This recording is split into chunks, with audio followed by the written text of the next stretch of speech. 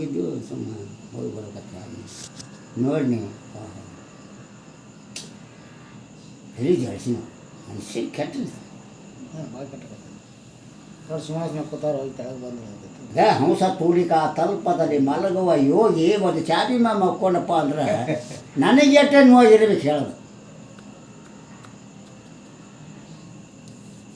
ನಾನು ಸಾಯ್ತಿದಾರ ಮತ್ತು ಅದನ್ಯಾಗ ಅದನ್ನ ಬರೆಯವನ ಮತ್ತು ನಾನು ಬರೀಬೇಕ ಬರೆಯೋದಂತ ಇಟ್ಟು ಒಟ್ಟು ಮುಚ್ಚಿಟ್ಕೋಬೇಡ ಹಂಗಾಗಿ ನೋವಾಗೆ ಬಂದಿಲ್ಲ ಪಾಪ.